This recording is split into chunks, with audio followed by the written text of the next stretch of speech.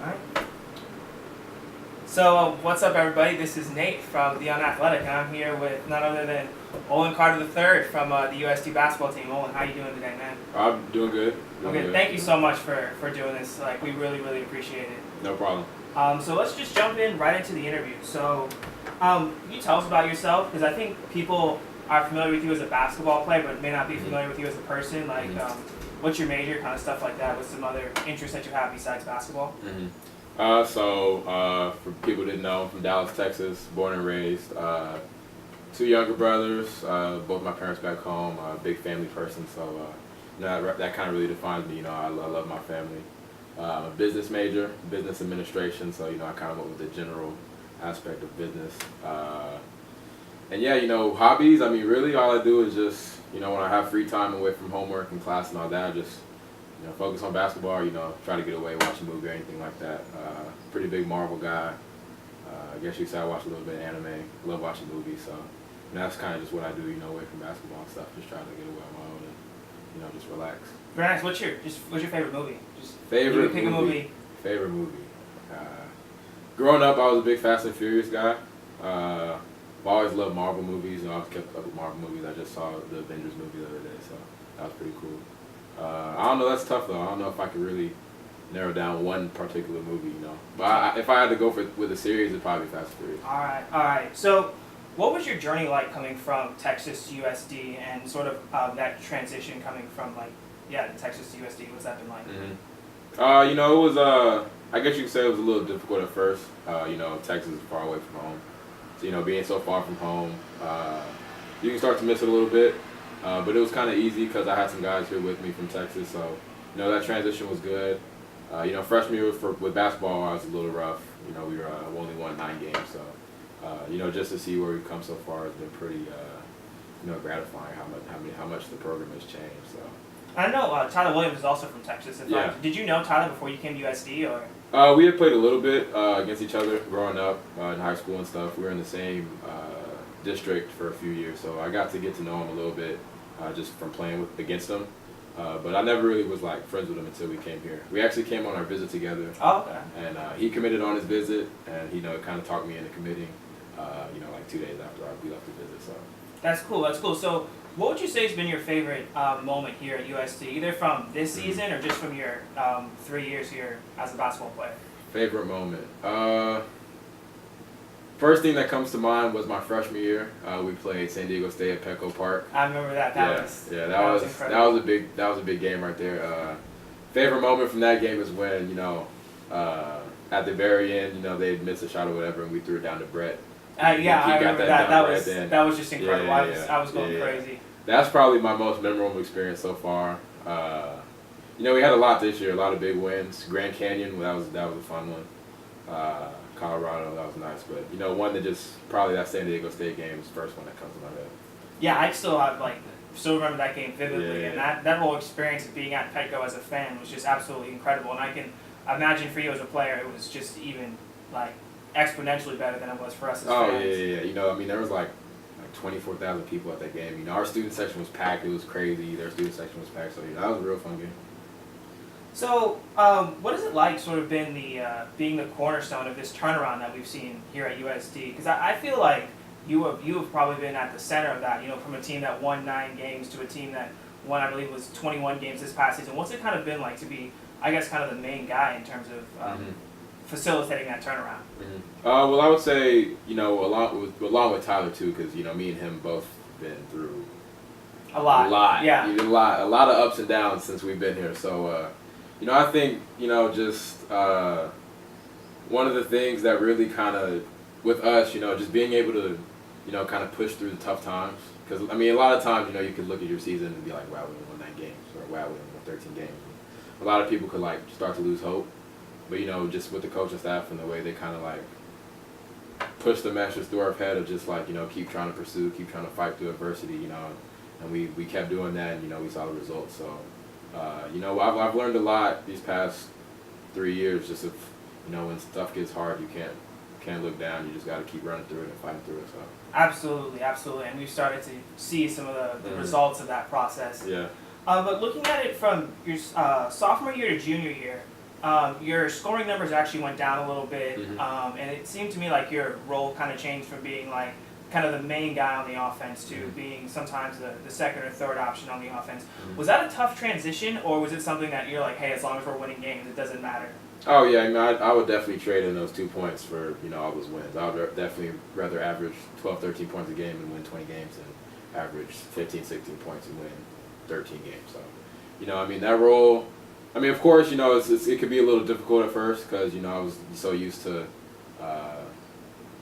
Well, I mean, then again, now I think about it, just like I would say during the season, I was like, wow, my numbers were down a little bit, but a lot of times I just felt like I was just struggling offensively. Like I felt like, I wasn't making shots that I was accustomed to making, so that was a big part of it. But honestly, the transition to doing that, it wasn't that hard. With Isaiah coming in, I knew that our offense was going to be a lot more balanced. Tyler had stepped his game up too, so really just as far as offensively, my numbers went down, but I felt like it was allowed me to do a lot more on defense. And I felt like this season my defense really picked up a lot, and that was something that the coach really pushed me to do. So, my offense numbers did go down, but I felt like this season was good because it allowed me to grow a lot on the other side of the floor and really focus on trying to be a better defensive player. Yeah, certainly. I'd say that you were one of the best defensive players in the conference this year, and that's something that people, they may look at the stat sheet, and that's something that doesn't get shown, but I think that your contributions on defense this year went a long way in terms of the overall success of this team, and that was something that I would often try and tell people is that, hey, his offensive numbers may be down, but you got to look at what he's doing defensively, and it's just so important to, I guess, what the overall plan was for the team this year. Yeah. So what's a typical offseason like for you? Right now we're in the offseason. What's kind of the stuff that's been going on with the team or with you personally? Yeah, off season. We get a few weeks off after the season. This year, we probably got about 2 weeks off before we really started getting back into things. We first start off by getting into weights, get back in the weight room, get our bodies back right. Try to build up our muscle and get back into the swing of things.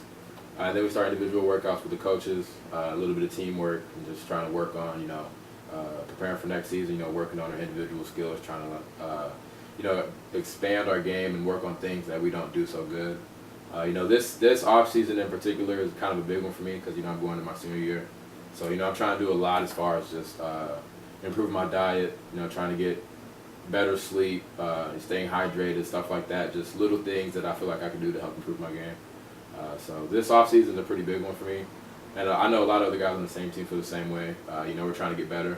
It's hard to win 20 games, but it's hard to win 20 games back to back. Yeah. And so I feel like we gotta be even better than we were last season to have the same success and even more success this next season. So this is gonna be a big off season for us, but we're ready for it and we're ready to get to work.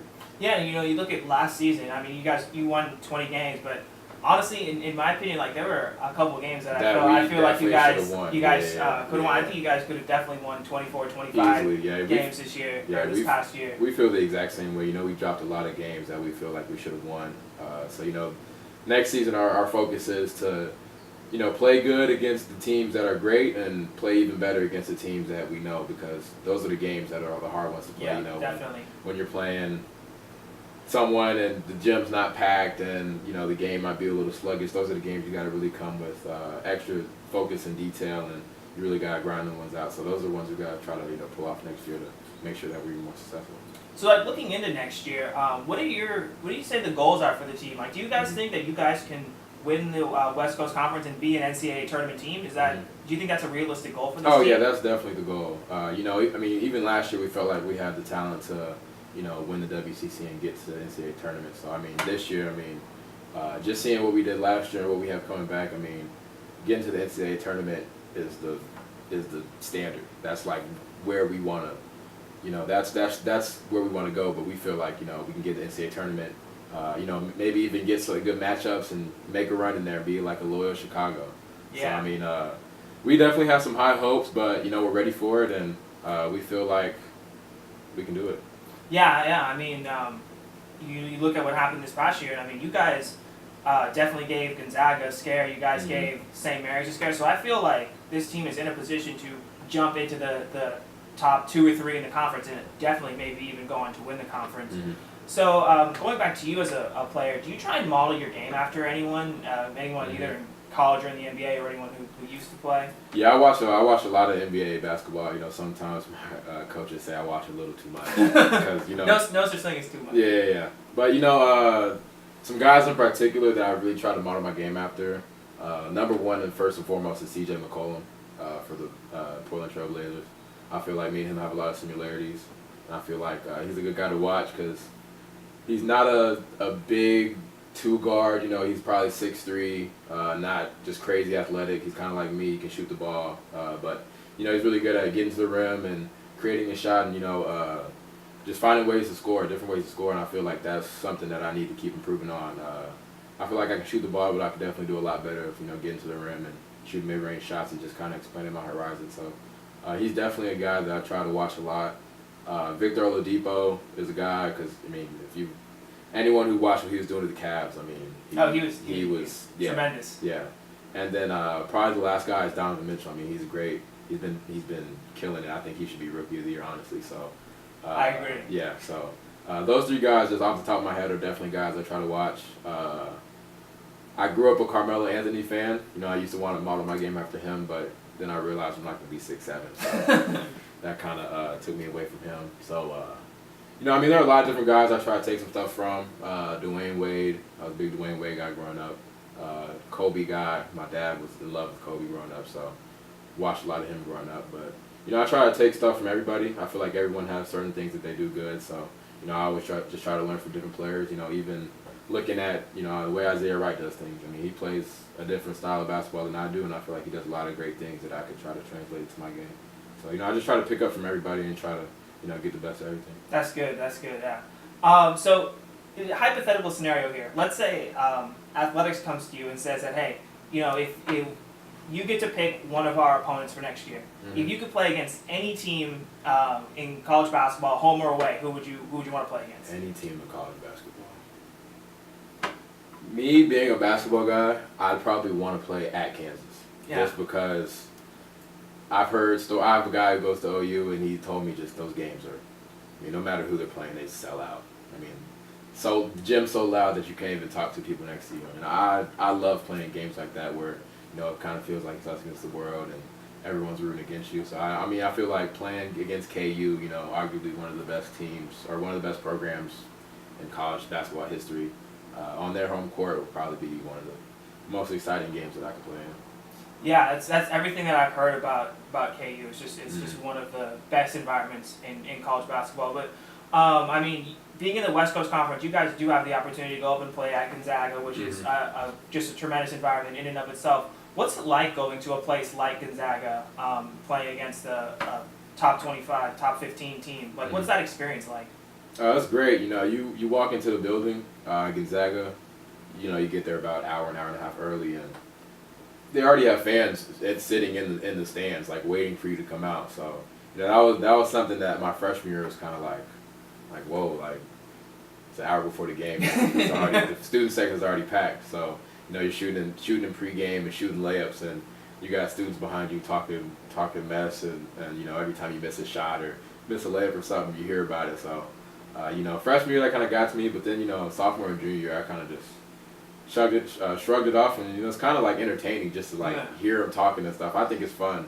You know, playing in those type of venues where it's like, you know, packed. I live for those type of games where, you know, you're playing against a top team in their house and no one really expects you to win. You know, I love being the underdog, and I feel like those type of games are one of the most fun type of games you can play in. So, you know, I love them.